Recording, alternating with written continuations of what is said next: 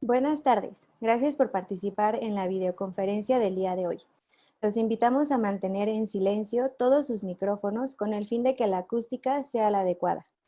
Al final de esta sesión, enviaremos a las cuentas de correo electrónico con las que se registraron una breve encuesta para enriquecer los contenidos de nuestras videoconferencias.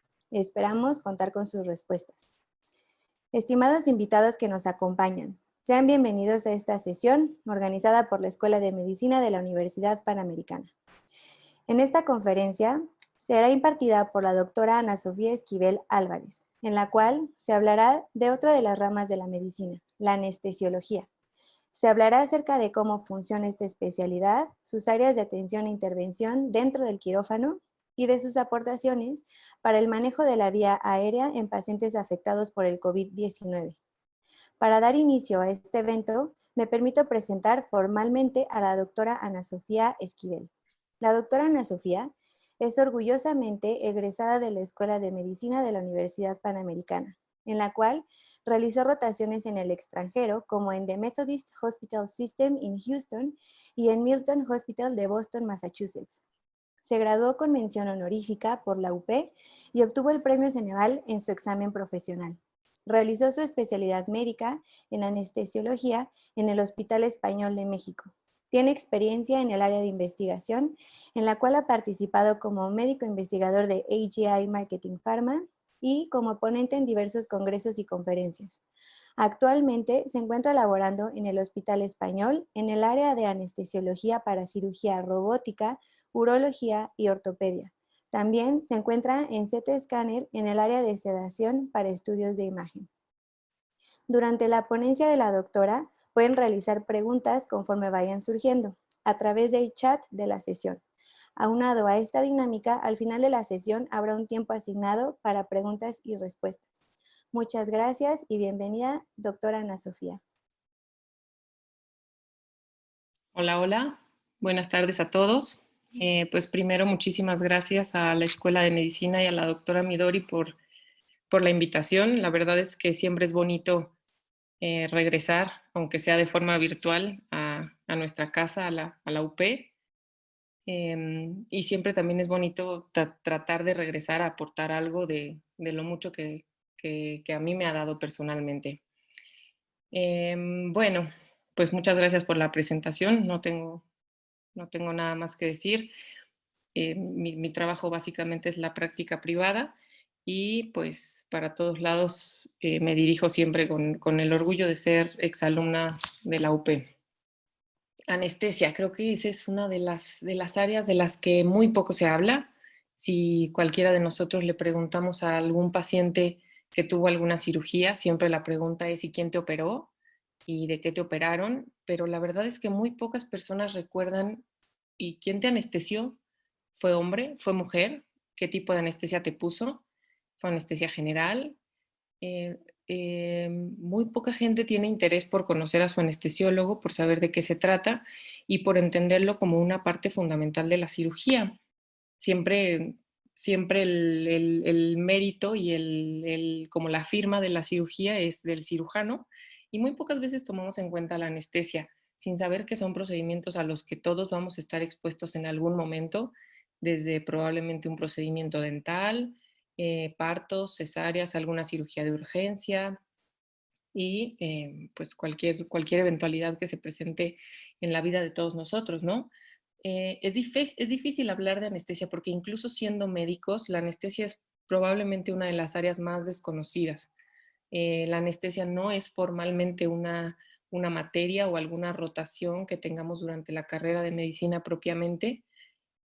Si acaso, durante las clases de la materia de farmacología mencionarán algunos de los anestésicos y su forma de actuar de manera muy escueta, pero la verdad es que no conocemos de la anestesia. Hasta que no somos anestesiólogos, la anestesia es algo completamente desconocido. No entendemos muy bien los que somos anestesiólogos en qué momento nos empezó a llamar la atención la anestesia si nadie nos hablaba de ella. Como les dije, muchas veces el anestesiólogo es un personaje un poco anónimo en quirófano. Los cirujanos dicen que somos un mal necesario. Muchos otros cirujanos dicen que somos el DJ del quirófano, son como chistes con los que, entre los que nos molestamos todos nosotros, ¿no? Y pues muchos nada más tienen la idea de que la anestesia es dormir, operar y despertar, y nada más. Incluso un día una persona me dijo, ¿a poco los anestesiólogos también son doctores? Y otra persona algún día me dijo, pero ¿por qué necesitas tanto tiempo para estar en quirófano? Si solamente llegas, lo duermes y ya te puedes ir. Y yo así, claro, llego, lo duermo, me puedo ir y que se despierte solito y que se cuide solito. Pero bueno, la anestesia, como les digo, es el gran desconocido de la medicina y del quirófano. Entonces, ¿en qué momento a mí personalmente me empezó a llamar la anestesia? Creo que la primera vez que a mí me empezó a llamar la atención la anestesia fue durante las rotaciones en el extranjero que tuve y que la UP me ofreció el recurso de tener este tipo de rotaciones. Eso, eso es muy importante dentro de una escuela de cualquier especialidad, de cualquier carrera, pero la Escuela de Medicina de la Universidad Panamericana creo que una buena parte de su cometido es darnos a los alumnos las mejores herramientas para decidir, para abrir el panorama, para tener una visión integral y para tomar decisiones correctas, adecuadas y atinadas a lo que va a ser nuestro estilo de vida y nuestra forma de vida en un futuro. Entonces, dos de las rotaciones en el extranjero que tuve, una fue en Boston, que como muchos saben, Boston es pues como la meca de la medicina, en donde grandes avances médicos han tenido lugar, donde muchos médicos han descrito procedimientos, tratamientos, cirugías, en fin. Una de esas rotaciones fue en Boston y la segunda fue en Houston. En Houston tuve la fortuna de estar en el Hospital Metodista y en el Hospital Metodista estuve particularmente en el área de cirugía cardíaca. Hay un doctor histórico que fue el doctor Michael DeBakey, que fundó el Centro Cardiovascular de DeBakey en el Hospital Metodista de Houston. Este doctor es histórico por la cantidad de aportaciones que tuvo a la cirugía cardiotorácica a nivel mundial y él fue pues el fundador de esta escuela del metodista. La rotación en la que estuve básicamente era cirugía cardiotorácica y cirugía de trasplantes. Y en ese momento creo que fue cuando me di cuenta que el anestesiólogo tenía una función fundamental dentro del quirófano, que siempre tiene que estar adelantado a la cirugía. Nosotros siempre decimos, tenemos que ir adelante del cirujano, nos tenemos que saber cómo en qué momentos son los momentos de riesgo de la cirugía para prever las complicaciones, tratarlas y tratar de modificar el curso de la cirugía a que siempre sea un desenlace seguro y feliz para todos, ¿no? Creo que hasta ese momento fue en el momento en el que yo contemplé la anestesia como una opción y más porque me gustaban los cuidados intensivos y los cuidados intensivos son una subespecialidad a la cual puedes acceder a través de medicina interna, de cirugía de urgencias o de anestesia. Yo dije, bueno, creo que anestesia pudiera ser una buena opción para después ser intensivista. Y bueno, presenté el examen nacional, que de todos los que están interesados en entrar a la carrera de medicina y si tienen la intención de hacer especialidad, porque esa no es el único como fin de estudiar medicina, hacer una especialidad, hay muchas otras opciones, pero quien quiera hacer especialidad, pues se va a tener que familiarizar con el nombre del ENARM, del examen nacional de aspirantes a residencias médicas. Ese examen es el examen a través del cual se califican a las escuelas de medicina y en el cual la UP ha tenido siempre, bueno, desde hace ya muchos años ha tenido los primeros puntajes en los aspirantes que lo presentamos y que lo pasamos, lo aprobamos. La medida es el promedio que sacan los estudiantes y el porcentaje de estudiantes admitidos a la especialidad seleccionada. Yo escogí anestesia, en el primer examen que presenté me quedé con un muy buen puntaje y pues yo escogí el Hospital Español porque como les digo mi plan era hacer cuidados intensivos y el Hospital Español pues en México es pionero en los cuidados intensivos. Ese fue mi plan. Ya una vez que entré a la especialidad me di cuenta que no me gustaban los cuidados intensivos, sino que lo que me gustaba era el quirófano y pues decidí quedarme como anestesióloga nada más. Entonces, eso es un poquito por qué anestesia, en qué momento. Y ahorita les voy a platicar un poquito bien rápido, de algunos de los grandes avances de la medicina en los últimos siglos. Este doctor que ven aquí es el doctor Desormeaux.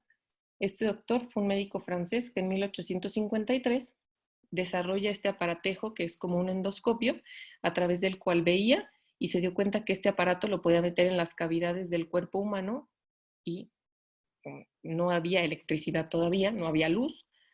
Él adaptó una lámpara de petróleo para poder mejorar la visión y lo primero que hizo fue introducir este aparato en la uretra de un paciente y no nada más se dio cuenta que podía ver adentro del cuerpo humano, sino que también podía realizar intervenciones como quitar papilomas, tratar infecciones y a este médico por ello se le conoce como el padre de la cirugía endoscópica. Esto es desde el año 1853.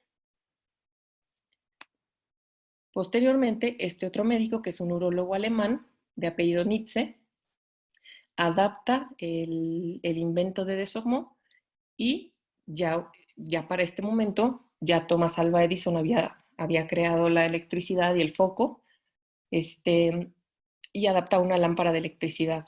Entonces mejora todavía más la iluminación. Esta foto es una foto histórica de 1905 en la cual se realiza el primer trasplante de córnea, trasplante bilateral de córnea, desde 1905. Después esto es 1914, el doctor Abel, que desarrolla el primer modelo de diálisis en conejos y animales anestesiados.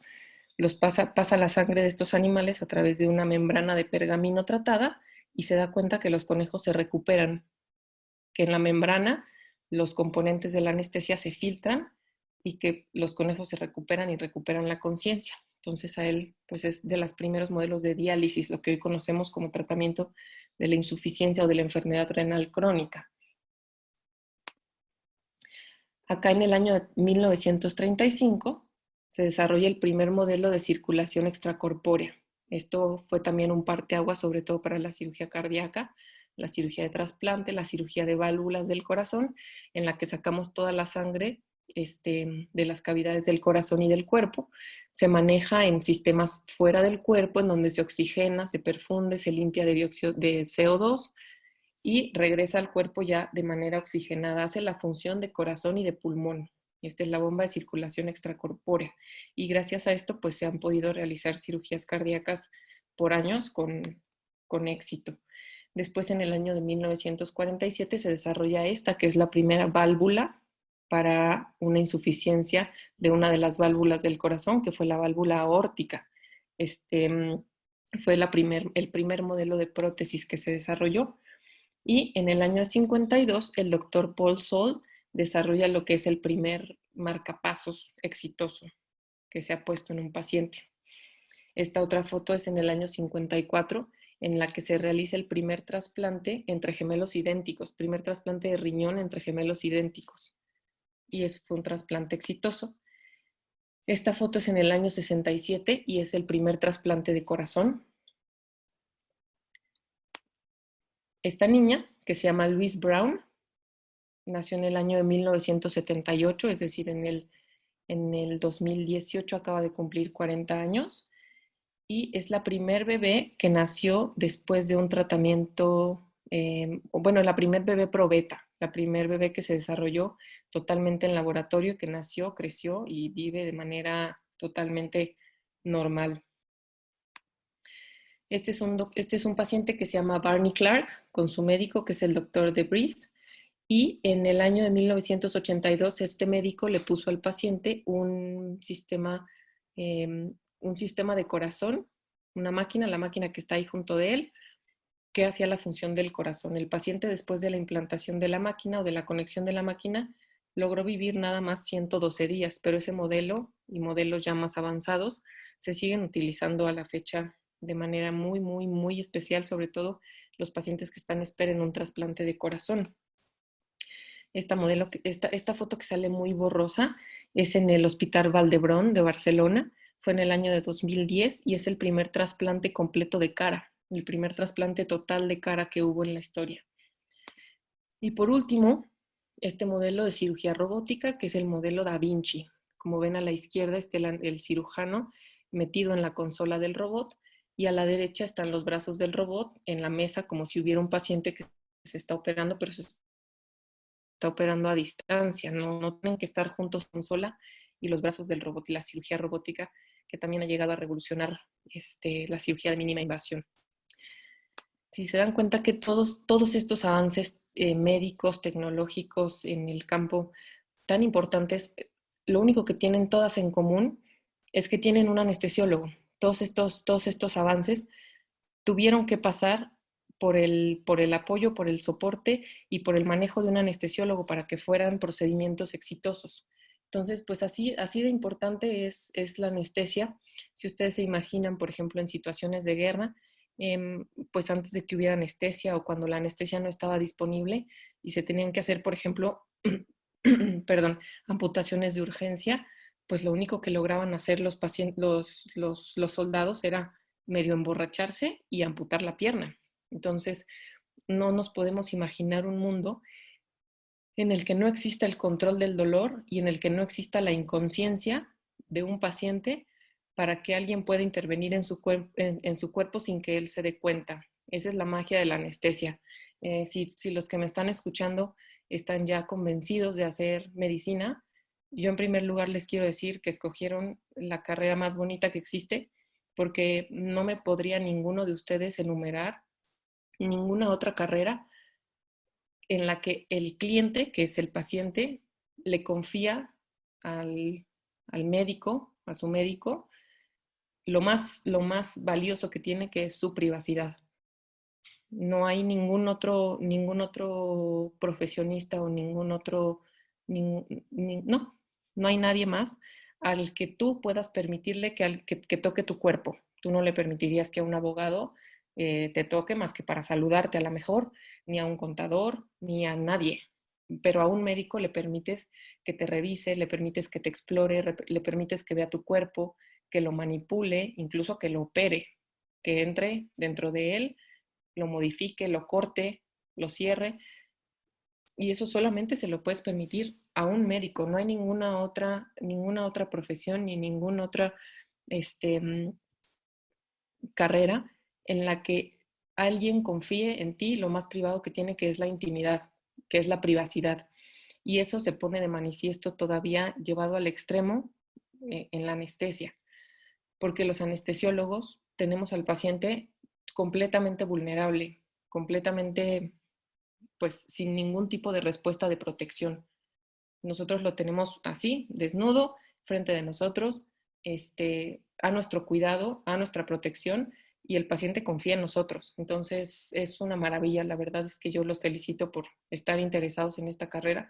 Nadie les va a decir que es sencillo, porque no lo es, ni que es rápido, ni que es corto, ni que en 2, 3 años ya terminaron y van a estar ganando mucho dinero, pero es una carrera muy bella y es un camino que vale la pena transitar. Y bueno, como les digo, todos tienen en común esto, que de por medio hubo un anestesiólogo, ¿no? Un poquitito, bien rápido otra vez, de historia de la medicina. Esto es Mesopotamia. En el año 400 a.C. ya hay registros de que se utilizaba la amapola para sacar opio y anestesiar a los pacientes.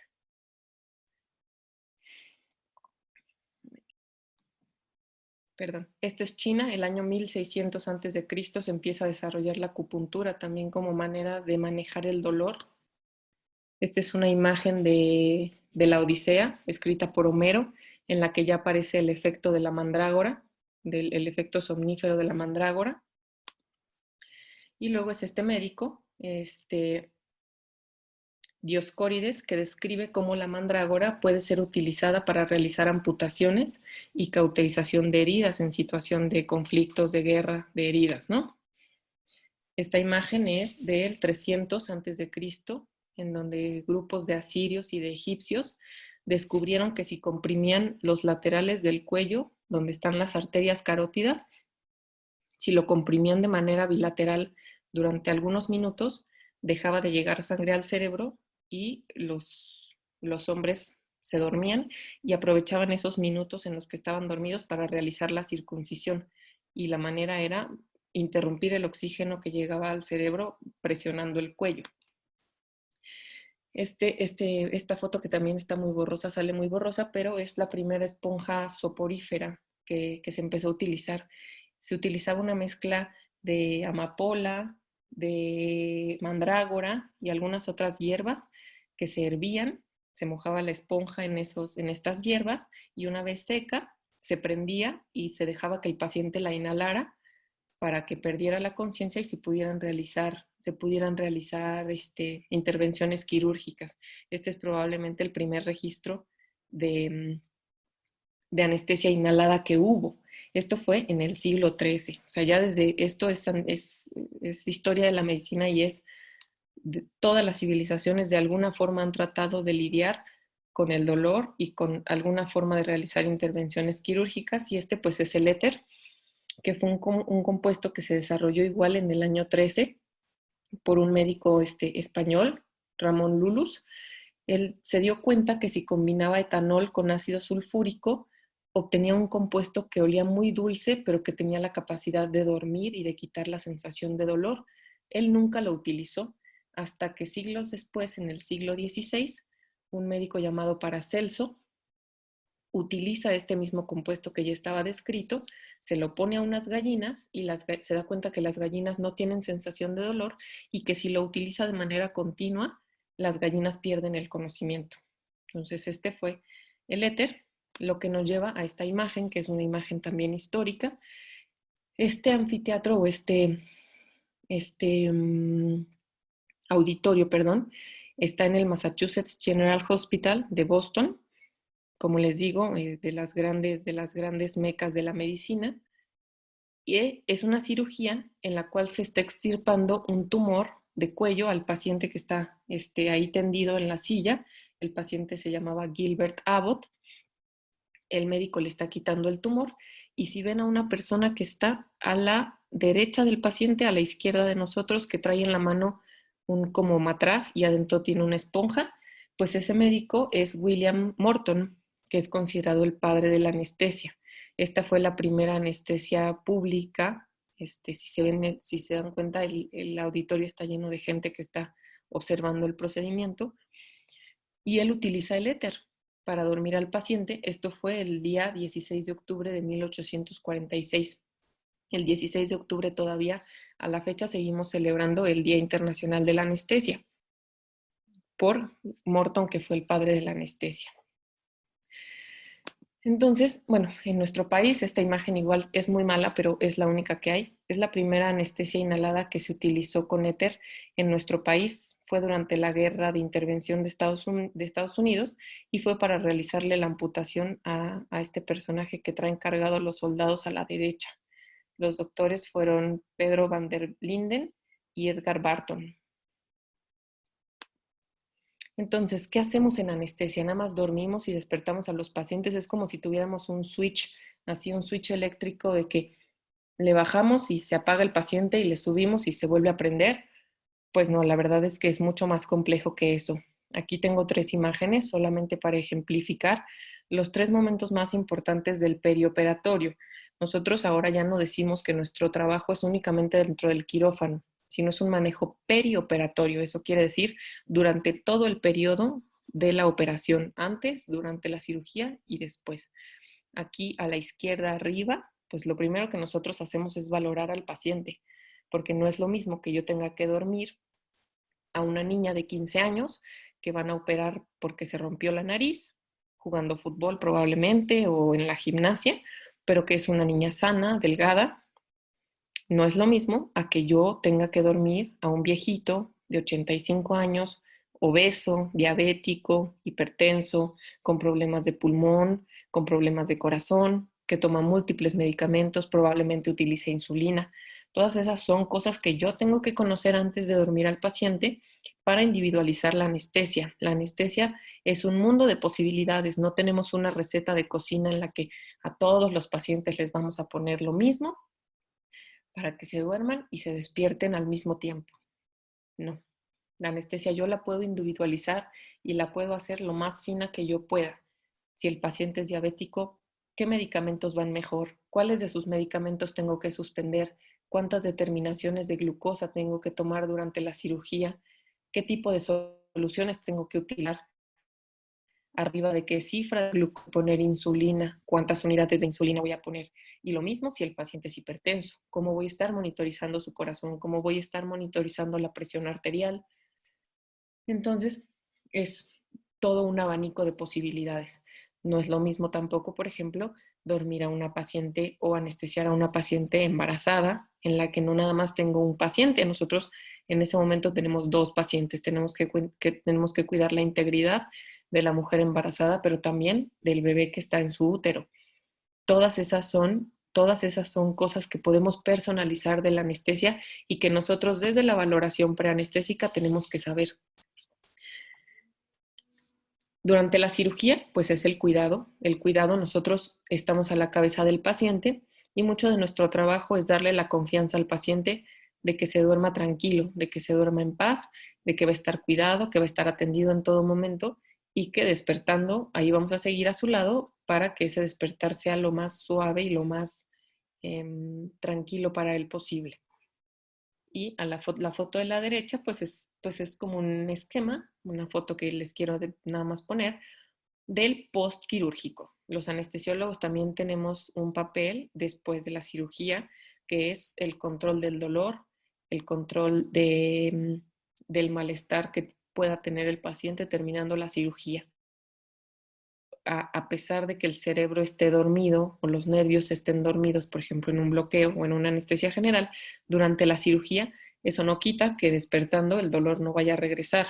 Si fue un cuerpo que fue cortado, a lo mejor quitaron un órgano como la vesícula, como el apéndice, como el útero, ese dolor va a estar presente cuando cuando el paciente despierte. Entonces, la otra parte de la función del anestesiólogo es después de la cirugía manejar el dolor postquirúrgico de manera adecuada.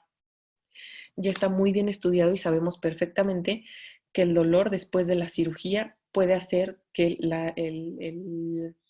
el desenlace o la evolución de la cirugía sea muy mala. Si un paciente tiene un dolor que es incontrolable, su evolución va a ser mala. Su cuerpo va a estar en una situación de estrés, de guerra, sí, de estrés, de lucha constante por controlar ese dolor y la recuperación, la cicatrización, la inflamación y todo van a jugar en contra de nosotros. Entonces el control del dolor es muy importante. Hay un dicho que nosotros en anestesia, bueno, en medicina decimos mucho, siempre que sea posible curar, curas. Cuando no es posible curar, alivias. Y cuando no es posible tampoco aliviar, consuelas. Entonces, creo que el derecho a no tener molestia, el derecho a no vivir con dolor y el derecho a, a estar eh, en un estado, vaya, tolerable para el paciente es un derecho de todos, ¿no? Cuando no podemos permitir que un paciente esté por mucho tiempo, por momentos, con un dolor que no pueda tolerar. Eso no es, no es éticamente correcto, ¿no? Y esa es la función de los anestesiólogos. Entonces, esto, lo que les esquema, el esquema del preoperatorio, la evaluación, qué tan tengo que saber las enfermedades que tiene, qué riesgos propios tiene. Les digo, yo no puedo hablar de los mismos riesgos si estoy hablando de una mujer de 30 años o si estoy hablando de un señor de 78 años. Yo le tengo que decir bien claramente al paciente, porque él tiene derecho a saber la verdad, qué riesgos tiene el procedimiento, qué alternativas de anestesia tiene. Eso lo tengo que decidir yo en conjunto con el paciente, porque a lo mejor mi mejor opción de anestesia es un bloqueo, solamente dormirle las piernas, pero él le tiene mucho miedo a que le piquen la espalda. Entonces, si él no acepta que yo le ponga un bloqueo, yo lo tengo que respetar. Por eso la decisión es en conjunto y por eso firmamos un consentimiento informado.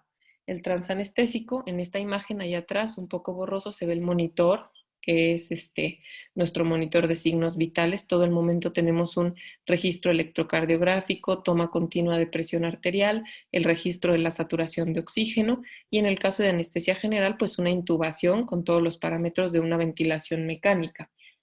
Durante el transanestésico nosotros hacemos el plan de cuidado, el plan de manejo del dolor para después de la cirugía. Esta es nuestra estación de trabajo, así le decimos nosotros. Es como, pues, nuestro avión. Hay máquinas más modernas, máquinas más viejitas, unas son a lo mejor un jet, otras son un avión, otras son un barquito chiquitito, ya muy viejito, pero en general las máquinas de anestesia tienen todos estos componentes: monitores de signos vitales continuos, monitores del ventilador, en los que nosotros establecemos los parámetros para que un paciente esté respirando durante la cirugía, y bueno, nuestros analgésicos, anestésicos, medicamentos y todo lo que necesitemos utilizar, que ya tenemos que tener planeado desde la valoración preanestésica. Entonces, pues este es un estado reversible, porque la anestesia es reversible, y controlado, en el que nosotros deprimimos por completo el sistema nervioso central, y esto es inducido por fármacos. Entonces es un estado reversible y controlado de pérdida de la conciencia o pérdida de la función del sistema nervioso, que la realiza un médico y que se induce a través de fármacos. Tenemos varios componentes de la anestesia. Lo primero es esto, que se nos borra el cassette. Mucha gente te dice, es que yo no me acuerdo no me acuerdo ni cuando entré al quirófano, y nada más me acuerdo hasta 2 horas después de que ya estaba en mi habitación. Pues eso es uno de los efectos de nuestros medicamentos, que la gente tiene amnesia. Se le borra el cassette, se pierde la memoria por completo. Esto lo realizamos a través de diferentes fármacos, principalmente de la familia de las benzodiazepinas. A lo mejor las benzodiazepinas que ustedes conocen de cerca son, pues, por ejemplo, el Tafil, el Ribotril, que son benzodiazepinas que se pueden tomar en casa por prescripción de algún médico, y nosotros utilizamos de manera intravenosa para inducir que el paciente se le olvide todo. Este es el otro pilar de la anestesia, que es la analgesia. Y la analgesia es la ausencia de dolor. Esto lo logramos a través de fármacos opioides, principalmente derivados del opio, como la morfina y sus derivados. La morfina es como el prototipo, y de ahí tenemos muchos, mucho más potentes. Lo que más utilizamos es el que está a la izquierda, que se llama fentanilo, que es entre 60 y 100 veces más potente que la morfina. Eso nos permite, por ejemplo, que a un paciente pues le corten la piel, le amputen una pierna, le abran la pancita, le quiten un tumor en el cerebro sin tener dolor. La otra cosa es la hipnosis, que es, además de que no me acuerdo y no me duele, voy a estar dormido. Y esta forma de dormir la logramos a través de fármacos que su función es dormir, como por ejemplo el Propofol. Y el Propofol lo conocemos todos por Michael Jackson, ¿no? Pero el Propofol tiene la función principal de dormir y provoca también una depresión respiratoria. Esa es la forma en la que murió Michael Jackson, por una mala administración de Propofol que hizo que dejara de respirar. Este lo único que hace, no provoca euforia, no provoca sensación de bienestar, no provoca placer, lo único que hace es dormir. Y el otro pilar de la anestesia es la protección neurovegetativa. Todos los anestésicos que utilizamos afectan de una u otra forma las constantes vitales de nuestro cuerpo: la presión arterial, la frecuencia cardíaca, la temperatura, y la anestesia tiene la función de proteger esas funciones, mientras que el cuerpo no las puede regular por sí mismos. Nosotros, por ejemplo, si nuestros fármacos bajan la presión arterial, pero además el cirujano tiene un sangrado importante en el campo quirúrgico, el anestesiólogo es el encargado de medir qué tanto líquido tengo que poner, qué medicamentos tengo que utilizar para subir la presión. A lo mejor es necesario transfundir, a lo mejor es necesario intervenir de manera más, más aparatosa al paciente para lograr mantener sus constantes vitales, porque en este momento en el que él está inconsciente no lo puede realizar por sí mismo. Entonces, la protección neurovegetativa la realizamos a través de diferentes medicamentos que tienen cada uno un efecto diferente. Adrenalina para subir presión arterial, atropina para subir frecuencia cardíaca, y tenemos muchos medicamentos para hacer los efectos contrarios: bajar la frecuencia cardíaca, bajar la presión arterial, para mantenerla siempre dentro de rangos seguros para todos los órganos del paciente, y para que el paciente al despertar esté bien, su cerebro haya estado bien durante toda la cirugía y se recupere de manera íntegra.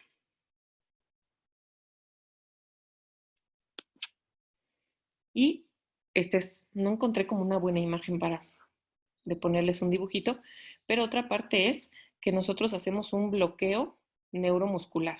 O sea, nosotros respiramos todo el tiempo porque tenemos un músculo entre el tórax y el abdomen que se llama diafragma, y ese músculo se encarga de estar respirando de manera continua. Aunque tú no te des cuenta y aunque tú no lo pienses, vas a estar respirando de manera continua, porque tus porque tu sistema nervioso así se lo manda al diafragma. Entonces manda el impulso de tomar aire, de sacarlo. Por eso seguimos respirando estando dormidos, por eso seguimos respirando en todo momento, ¿no?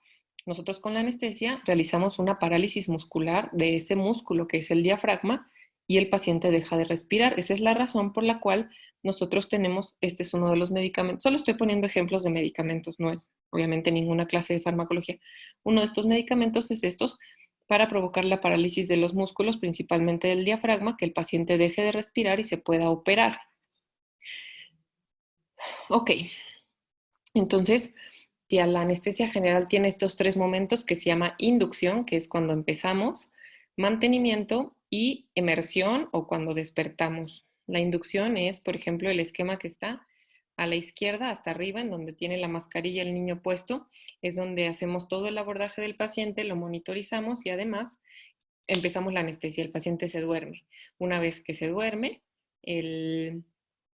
tenemos que, como les dije, se realizó un paro respiratorio porque el diafragma dejó de respirar, dejó de funcionar y tenemos que conectar a ese paciente a un ventilador. Hay que poner un tubo a través de la garganta.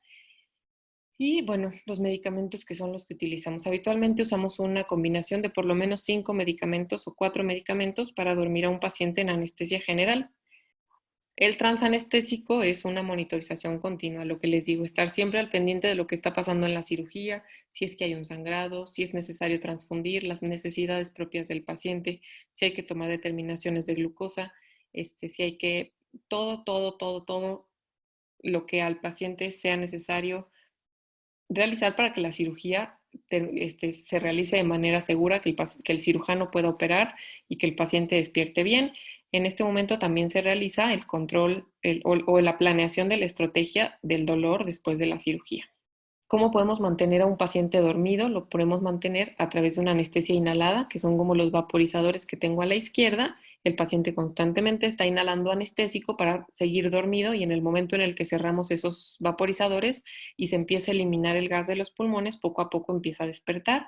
O a través de una anestesia total intravenosa, que son perfusiones calculadas a dosis, peso y condiciones del paciente que lo mantienen dormidos, pero a través de una infusión por la vena, no respirado. ¿Ok? Son diferentes estrategias de tener a un paciente dormido y el despertar, que en el despertar, pues es lo que les digo, planear todo como un piloto planea un aterrizaje. Es lo mismo, despegar, ir en vuelo y aterrizar.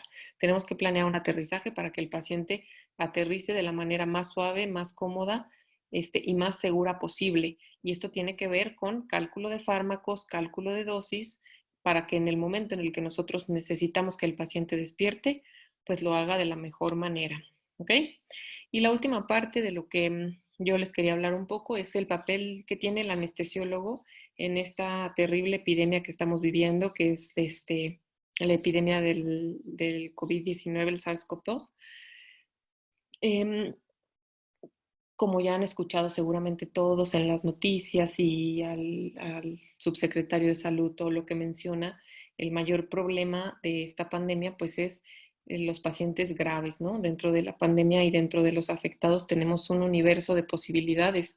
Hay los asintomáticos, hay los que tienen síntomas muy leves, hay los que están afectados pero que no necesitan estar hospitalizados, los que sí están hospitalizados pero que no necesitan estar intubados y los que desafortunadamente han fallado en toda su respuesta y en toda su capacidad para seguir respirando por sí mismos y por lo tanto necesitan ser intubados. Este mismo procedimiento que yo les ponía acá, que es la intubación, que es poner un tubo dentro de la tráquea que va hacia los pulmones y que a través de ese tubo se provee de oxígeno al paciente y se provee de estrategias ventilatorias. Nosotros en la anestesia lo hacemos siempre de manera controlada, programada por nosotros. O sea, nosotros queremos intubar al paciente porque nosotros provocamos que el paciente dejara de respirar. Pero en este tipo de epidemia, pues la intubación no es una cosa de elección, no es porque nosotros los anestesiólogos o algún médico decide que el paciente se tiene que intubar, sino que se intuba porque es necesario, porque por sí mismo no puede satisfacer sus necesidades respiratorias. Entonces, en este caso, el anestesiólogo pues tiene un papel importante dentro de la epidemia porque el anestesiólogo históricamente es el experto en vía aérea, la manera de abordar la vía aérea, el proceso de intubación, de realizar esta maniobra que se llama laringoscopía, que es meter un aparato dentro de la boca y tratar de visualizar las cuerdas vocales que nos llevan a la tráquea, pasar un tubo a través de ellas, inflar un globo y poder ventilar a un paciente a través de ese tubo. Esa es una maniobra en la que los anestesiólogos somos considerados expertos porque lo hacemos de manera controlada y con mucha práctica, pues por lo menos durante la formación de un anestesiólogo como residente, lo hacemos por lo menos unas 5 o 6 veces al día, todos los días. Entonces, la habilidad que tiene un anestesiólogo para intubar es muy importante o es muy buena. Entonces, los lineamientos internacionales mencionan, este es el proceso de intubación de un paciente COVID, es un maniquí obviamente, pero así tendría que ser. Cuando ventilamos a un paciente, esta bolsa que les digo que es una bolsa que nosotros estamos apretando de manera continua para hacer la función del pulmón que está respirando, imagínense que nosotros hiciéramos eso en un paciente COVID.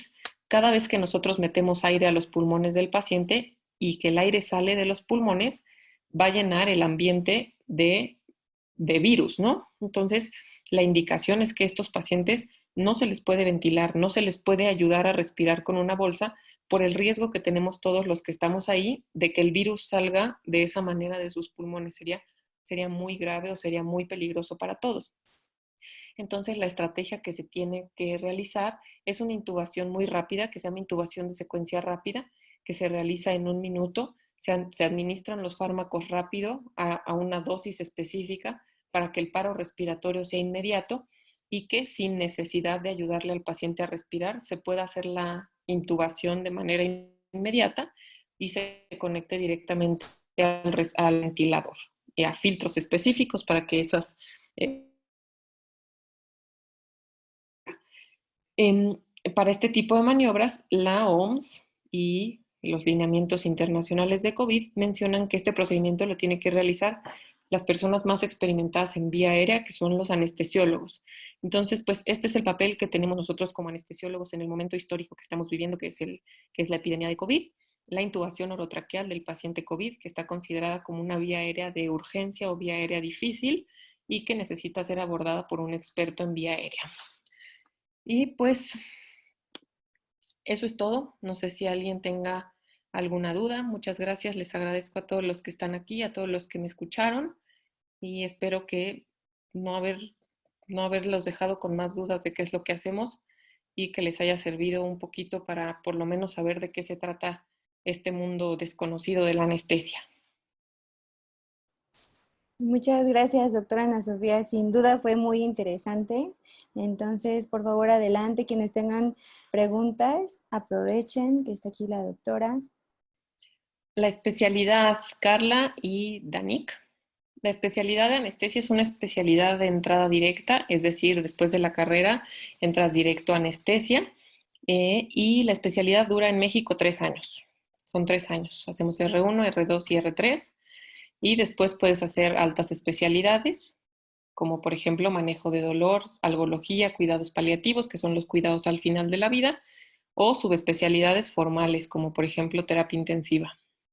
¿De qué depende si se administra la anestesia de manera inyectada o ventilada? Depende, como les digo, de las características del paciente. Nosotros hacemos una valoración antes y tenemos que decidir cuál es la mejor estrategia. Por ejemplo, los gases, la anestesia ventilada, tiene mucho depósito del anestésico en la grasa. Los anestésicos inhalados, nosotros le decimos que son lipofílicos, es decir, tienen mucha afinidad por la grasa. Entonces, un paciente que tenga una obesidad importante, la mejor idea no es dormirlo con gases, porque va a tardar mucho tiempo en despertar, porque va a tener una reserva muy grande de anestesia en su cuerpo por toda la anestesia que se fijó a la grasa. Entonces ahí sería mejor una estrategia de anestesia intravenosa. O, por ejemplo, con la anestesia intravenosa podemos lograr un manejo más fino de las constantes vitales, sobre todo de la presión arterial y de la frecuencia cardíaca. Entonces, Por ejemplo, un paciente que esté a lo mejor un poco más grave, más crítico, siempre es mejor estrategia hacer una anestesia intravenosa porque podemos manejar de manera más fina la estabilidad hemodinámica, que es la función de su corazón y de sus pulmones. ¿Cuál ha sido su situación más complicada en anestesiar a un paciente? Híjole, muchas, muchas. Para mí las situaciones más complicadas, obviamente, y yo creo que para todos, es cuando el paciente está críticamente enfermo y tenemos un paro cardiorrespiratorio en sala, un paro cardiorrespiratorio en quirófano que nos obliga a dar maniobras, a dar reanimación y pues toda la decisión en ese momento pasa al anestesiólogo. La decisión de reanimar, de dirigir el paro y de decidir si se puede continuar o no con la cirugía en caso de que el paciente se recupere. Esa es una. Y la otra, pues a pesar de que el anestesiólogo tienen muchas personas la idea de que no nos involucramos mucho con los pacientes, que no los conocemos bien, a mí sí me gusta conocerlos muy bien, me gusta conocer a su familia, me gusta que sepan cómo me llamo, que, que sepan quién está cuidando a su familiar durante todo el tiempo. Y a mí me duele o me afectan las situaciones que son complicadas para los pacientes. Por ejemplo, las anestesias que damos para procuración de órganos, que son pacientes que tienen muerte encefálica y que entran a quirófano para donar sus órganos, pues son pacientes que tenemos que anestesiar y después en cirugía, después de que se quitan todos los órganos, pues tenemos que apagar todas las máquinas y ya sabemos pues que su cerebro no funciona, pero siempre es difícil una situación de esa y es difícil hablar con la familia y explicarles qué es lo que vamos a hacer para que su familiar pueda donar órganos. Esas dos a mí son las situaciones en las que mmm, más se me ha complicado mi profesión. Los pacientes enfermos que están tan enfermos que caen en paro y los pacientes que entran para donar órganos porque esos me han afectado a mí emocionalmente. María José Oribe, ¿qué pasa con algún paciente que por alguna razón no le hace efecto la anestesia? Esa es una creencia como muy arraigada entre los pacientes o entre los familiares.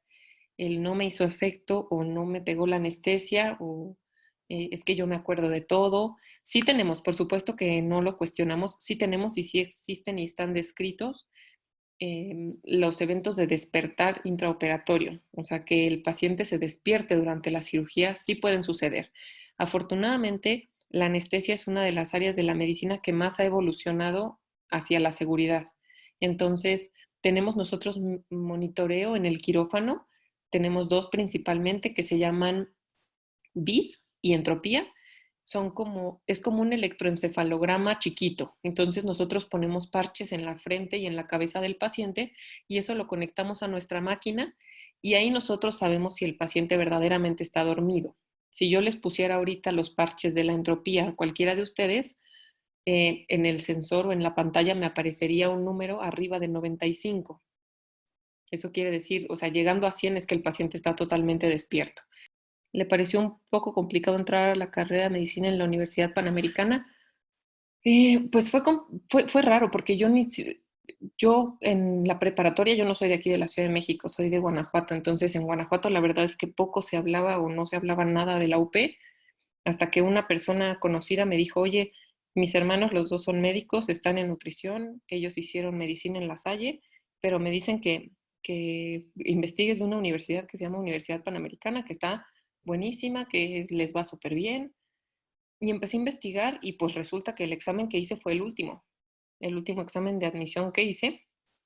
Y me acuerdo muy bien que cuando fui me dijo la secretaria, híjole, está muy complicado porque de todos los que se están inscribiendo solamente tenemos lugar para dos, a menos que haya lista de espera, ¿no? Y pues yo dije, pues lo voy a hacer. No tenía ni idea de nada. O sea, yo literal llegué de Pueblo Quieto, de Guanajuato, aquí a la ciudad a ver qué onda. Y pues llegué, hice el examen, a las no sé cuántos días me hablaron, me dijeron que estaba aceptada. Me dijeron, pero si quieres conservar tu lugar porque tenemos mucha lista de espera, te tienes que inscribir. Y le dije, pues, ¿qué hago? Me inscribo, me inscribí. O sea, yo la verdad no sabía a lo que venía hasta que empecé a conocer la UP y que vi el poder que tenía, la cantidad de herramientas y la cantidad de recursos que nos daba a nosotros los alumnos, fue cuando me convencí que por supuesto que había sido la mejor decisión, pero fuera de la Ciudad de México yo no sabía que existía la UP. Gracias al destino llegué, pero pues así fue. Hice el último examen y me quedé. ¿Hay complicaciones con personas con sobrepeso para dar anestesia? Sí, muchas, muchísimas complicaciones. De hecho, los pacientes obesos son de los mayores retos que tenemos. Son pacientes que, para empezar, es difícil intubarlos por la cantidad de grasa que tienen. Tienen una vía aérea, nosotros lo llamamos vía aérea difícil. Es difícil intubar un paciente obeso. Luego, para empezar, ni siquiera caben bien en las camas. Es incluso difícil sujetarlos de manera segura a las mesas de quirófano porque las mesas son muy angostas. Las heridas, la cicatrización es más difícil en los pacientes con obesidad y el metabolismo de los fármacos en los pacientes con obesidad es diferente. Como les digo, si es, por ejemplo, los gases, todos los gases se fijan en la grasa, entonces es más difícil despertar o dormir a un paciente dependiendo de la cantidad de grasa que tiene. ¿Qué fue lo más difícil de la carrera de medicina y de la especialidad? De la carrera, estar lejos de mi familia porque estaba aquí sola y en ese momento todavía yo era pues muy como, nunca había salido de mi casa para estudiar más de un mes, ¿no? Y pues estar tanto tiempo acá, luego yo me acuerdo, por ejemplo, que pues yo algunos fines de semana quería ir a mi casa y era complicado porque el material y la cantidad de cosas que había que estudiar eran muchísimas, entonces muchas veces no podía ir a ver a mis papás y eso fue complicado. Pues el nivel de exigencia, la verdad es que el nivel de exigencia de la carrera y de la universidad sí es alto, pero gracias a ello tienen los resultados que se tienen y gracias a ello todos los egresados de medicina pues creo que nos consideramos muy afortunados y yo creo que la gran mayoría, si no es que todos, estamos en donde quisimos estar y con los resultados que buscábamos, ¿no? Cada quien en la especialidad, maestría, trabajo que hayan buscado desde un inicio. Entonces, y de la especialidad, las guardias, las guardias. Yo soy una persona muy dormilona, entonces las guardias cada tercer día para mí eran muy agotadoras. Eso fue lo más complicado. ¿Se puede usar el fármaco que produce amnesia para borrar un evento traumático de su vida? O sea, como si pongo el fármaco ahorita y se le borra algún evento que tuvo ya hace años, no. No, ese fármaco se tiene que poner y lo que se va a borrar es lo que pasa después. O sea, yo le pongo el fármaco por la vena al paciente y a partir de ese momento se le va a borrar el cassette de ahí en adelante y más o menos el tiempo que dura el efecto de ese fármaco, que puede ser las benzodiazepinas 2, 3, 4, 6 horas, dependiendo de la que utilicemos. ¿Cuál es el tiempo máximo que una persona puede pasar anestesiada? No hay tiempo máximo ni mínimo. En la anestesia general, eh, yo puedo hacer una anestesia general tan corta como de media hora, de 20 minutos. Por ejemplo, un paciente que tuvo un cálculo, una piedrita en el riñón, le pusieron un catéter que va hacia los riñones y después para quitar el catéter son cirugías muy cortas, pero son anestesia general. O puedo tener una cirugía tan larga como 20, 30, 40 horas, lo que necesite. Por ejemplo, el paciente que les puse la foto del paciente del trasplante total de cara, fueron 30 horas de anestesia. Bueno, 30 horas de cirugía, más la anestesia, porque la anestesia empieza antes de la cirugía y termina después de la cirugía. Por ejemplo, aquí en México, en el Instituto de Nutrición, se realizó un trasplante bilateral de mano. Las dos manos las trasplantaron y esa cirugía, si no me equivoco, duró 40, creo que 40 horas, 35 horas, algo así, no me sé la cifra exacta, pero la anestesia general la podemos nosotros modificar a nuestro gusto, a lo que el cirujano necesite. Puede ser muy corta o puede ser todo lo larga que quieras, no hay límite. ¿Qué consejo le darías a alguien que quiera estudiar la especialidad de anestesiología? Pues que para mí ha sido la mejor especialidad. El consejo que yo le daría es que nunca dejen de estar cerca de los pacientes, a pesar de que el anestesiólogo es un médico que no, somos un médico que el paciente no escoge. El anestesiólogo es un médico que elige el cirujano. Entonces los pacientes pues nos conocen y nosotros llegamos y nos presentamos, hola, voy a ser tu anestesiólogo, pero él no nos conoce y no nos eligió. Pero yo lo que les recomiendo es que nunca pierdan esa capacidad de estar cerca del paciente, a pesar de ser a pesar de no ser el médico tratante como somos los anestesiólogos, porque lo que sí es cierto es que la anestesia al casi el 100% de las personas les provoca miedo. Entonces, es labor nuestra del anestesiólogo lograr que esa persona se tranquilice, confíe y entre en una situación completamente diferente al quirófano. Es muy diferente dormir a un paciente que entra ansioso, estresado, con miedo. Los medicamentos, las dosis que requiere van a ser más, el dolor va a ser más, la respuesta de taquicardia, de hipertensión a la cirugía va a ser más. Eso es muy diferente a un paciente que entra contento, sonriendo, tranquilo, ya nos conoce, ya le caímos bien, ya tenemos su confianza, ya se siente seguro de que va a estar bien durante la cirugía y la anestesia transcurre de manera muy diferente. Entonces, para mí el consejo es que nunca se metan en el papel de anestesiólogo como un papel secundario, sino que se comprometan con conocer al paciente y con hacerlo sentir seguro y agradecerle la confianza que nos da de poner su intimidad en nuestras manos, que es, pues a mí me parece una responsabilidad tremenda, ¿no? ¿Algún consejo para los que no estamos seguros? Híjole, lo primero es estar seguro, porque todo lo demás va a ser difícil. Lo único verdaderamente importante es que estés convencido que quieres ser médico y que tú te veas a ti mismo como médico y que en un futuro lo único que quieras aspirar es ser médico y que ese sea tu estilo de vida, porque ser médico es un estilo de vida, no es nada más una profesión. O sea, tú a lo mejor si vas en un vuelo, en un avión de aquí a Cancún y alguien grita, ¿hay algún contador en el avión? Lo que pasa es que no hice mi declaración anual. Aunque haya contadores, ninguno va a levantar la mano. Pero si hay una situación de urgencia y tú vas en el avión, tú como médico te vas a tener que parar a atenderla. Pues es un estilo de vida, no es, ser médico no es un horario, no es algo que vas, haces tu turno y terminando el turno ya no eres médico, te regresas a tu casa y ya te desocupaste. Siempre eres médico, ¿no? Nunca se es médico para siempre y en todo momento. Entonces, debes de estar convencido de que eso es lo que quieres, porque de verdad que todo lo demás se pone muy complicado. Los horarios, los exámenes, la exigencia, la competencia para hacer especialidad, las guardias, los desvelos, el cansancio, el poco tiempo para la familia, para los amigos. Entonces, si no estás convencida, pues sí medita y mucho piensa que cómo te ves en un futuro. O sea, si es tu sueño y si estás dispuesta a dar todo por conseguirlo. Entonces, muchas gracias a todos. Qué bueno que les gustó. Sí, doctora, muchísimas gracias. Gracias por todos los consejos y también por hacerles ver a los asistentes la importancia que tiene el ver al paciente de una manera empática y con respeto. Gracias también por los consejos de vida y por el contenido académico. Estuvo increíble la sesión. Muchísimas gracias por su tiempo.